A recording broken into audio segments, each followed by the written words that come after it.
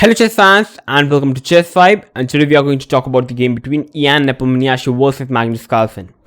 Every chess player was waiting for this interesting encounter because we have this World Championship 2021, FIDE World Championship, and the player, first of all, the current World Championship champion titles is having Magnus Carlsen, and if Ian Nepomniachtchi is able to beat Magnus Carlsen, he would be having the World Championship title. So first of all, total 14 numbers of games are going to be played between these two players, and the person winning most of the games is going to win the World Championship title. Currently, Magnus Carlsen is having the title from 2013. So let's see, will Ian Nepomniachtchi be able to beat Magnus Carlsen and going to take the title? And first of all, total 14 numbers of games is going to be played, and the player going to be win the most of the round is going to win the tournament. And if both the players would be having the same points, then the game would be going in the rapid section. And after rapid, we have blitz, and after blitz, we have the Armageddon, the final.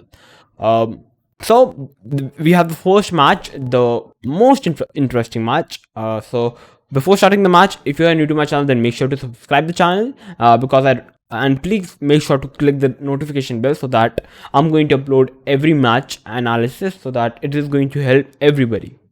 So Ian Nepomniachtchi, having the white pieces, started the game with 1 e4, and Magnus Carlsen with the black pieces replied with e5.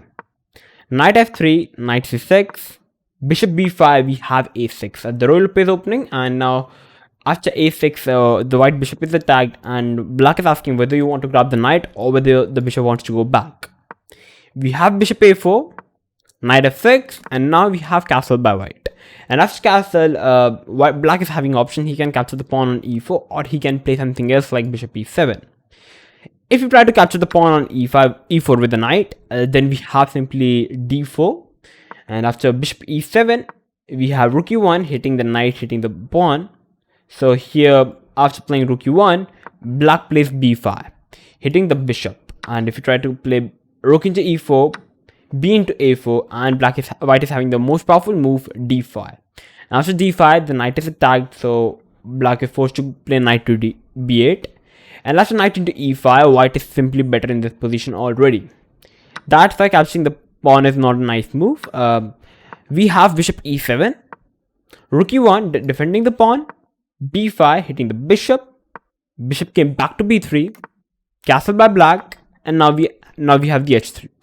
And the h3 was the last move according to chess theory, and after h3 we are going to see all the new moves.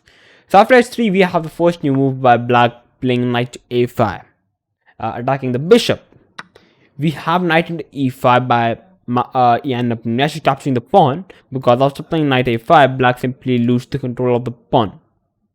We have knight into b3, a into b3, and now we have bishop to b7. After playing bishop b7, many of you were wondering, white is the pawn up, so white must be having a much better position.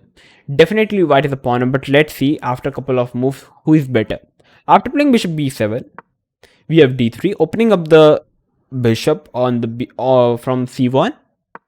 We have d5 by black, simply opening up the position. We have pawn takes, queen takes, and now simply a threat mate in checkmate 1. So white is forced to play on the queen f3, going for the queen trade, and you cannot move the queen from the d5 square because then the bishop is hanging on b7. And after playing queen f3, we have bishop d6, and after playing bishop d6, just look at the position. White all pieces are simply crammed up, and if I talk about the black pieces, black is having, first of all, having the bishop pair, having everything. He's having the perfect position control, yeah, that makes the position actually equal, because okay, white is the pawn up, black is having much better. Black is basically having the fast play, which makes the position equal. After playing bishop to d6, hitting the knight, white simply made a phenomenal move, a brilliant move actually, king to f1, or very hard to find. And the idea of playing king f1 in the position here is, first of all, you are moving the king in the starting of your game.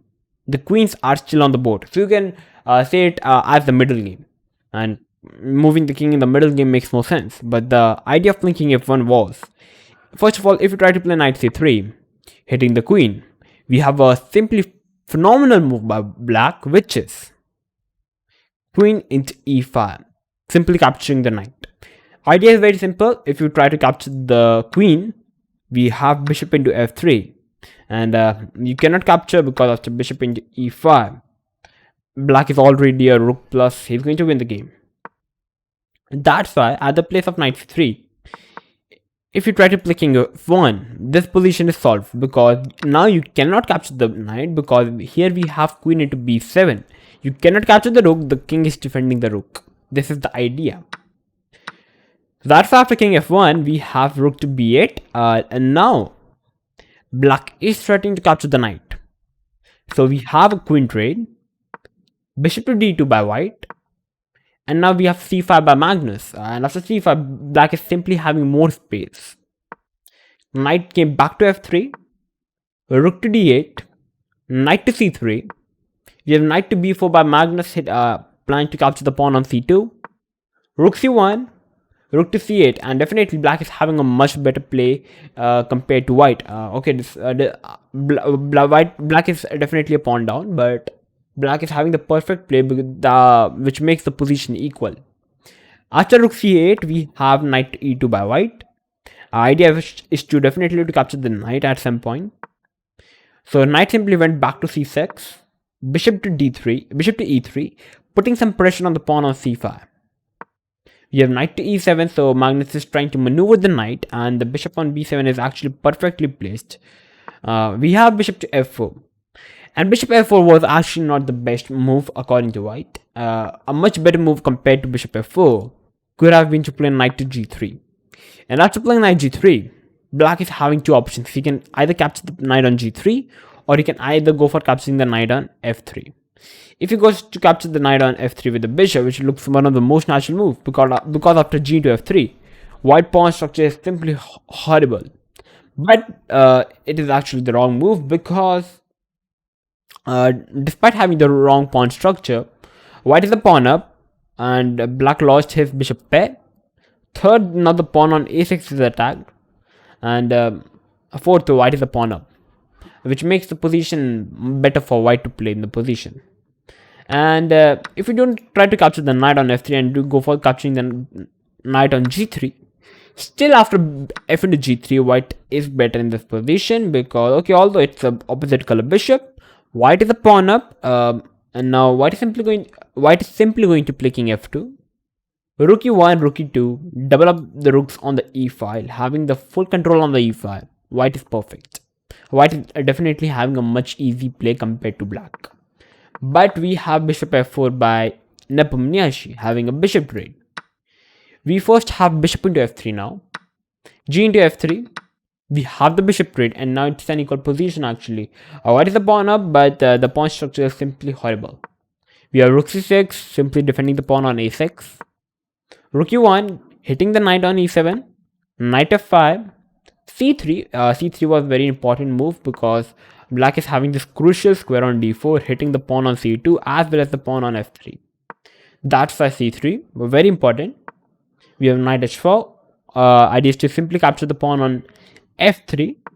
So white simply swings the rook on e3, and now white idea could be to play rook e1 and threatening a mate in 1. Threatening a back rank mate actually. So black played king to f8. Definitely it's an end game. So in the end game, you must try to bring the king out of the safe side basically, because in the end game the kings should be in the center. Okay, so after king f8, we have knight g2 asking for a knight trade. Magnus simply declines the knight trade and play knight f5, hitting the rook. We have rook to e5, hitting the knight. You cannot go for capturing the pawn on d3 because the knight is hanging. That's why first we have g6 by black, defending the knight and also making a square for the king to run away on g7. Knight to e1, defending the pawn on d3. Knight to g7, rook to e4, and now we have f5 finally by Magnus Carlsen, hitting the rook, having more space on the king side. Definitely, if I was black, I would be feeling a much safer than white because white is simply passive in the position. Rook e3, knight to e6, knight to g2, and now we have finally b4, and that's a b4. In this position, black is actually having a slight edge, and that's a b4. Many players would be thinking like, okay, now it's a crucial moment. You can go for capturing the pawn on b4. You can push the pawn to c4, or you can play something else. Many people just go wrong way in this position, but Nepomniachtchi was simply phenomenal. He simply moved the king to e2, just keeping the structure like this, because if black tries to capture the pawn after b into c3, white is having the perfect pawn structure control. So after king e2, black simply played rook to b8. And after rook b8, idea is to simply capture the pawn. And after b into c3, the pawn on b3 is hanging up. Nepomniachtchi simply played king to d8, a phenomenal move. And here we have bishop into b into c3 check. After b into c3 check, many of you were thinking, okay, capture with the king because the pawn is hanging on b3 to defend the pawn. If you try to play b into c3, simply rook into b3 loses the pawn. But if you try to capture the pawn with the king, black can simply jump with the knight to d4. First of all, knight is just incredibly strong on d4, and now it's the fourth capturing the pawn on b3, and now there is no way for white to defend the pawn. Even if you try to play rook a3 defend the pawn, we simply have knight b4 check, and the rook is lost on a3. This is the point. So after b into c3 check, Nepomniachtchi simply capture the pawn with the pawn. Excellent. We have rook into b3, king c2 hitting the rook on b3, rook went back to b7, and now we have h4 by Nepomniachtchi trying to play h5, capturing the pawn, and now black would be having the weakness on the g6 pawn, and white is going to take advantage of this pawn. We have king f7, rook e1, king f6, knight to e3, just maneuvering the pieces, rook d7, knight to c4. Idea is to definitely play rook knight e5, hitting both the rooks. Rook to e7, idea is to move the knight and have a rook trade. Knight to e5, rook to d6, knight to c4, rook to c6, knight e5, rook d6, knight c4, and on the move number 45, both the players agreed to a draw.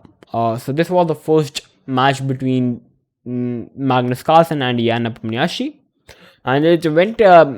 It ended, and this game ended in a draw. And if I personally speaking, I actually like black position after rook into b3, and actually black was having an edge in this position because first of all, white is having bad pawn structure, black is having much better play, black is having the passed pawn, white is playing a perfect passive game. So black was having some chances, but okay, white actually defended very well, and we have a draw.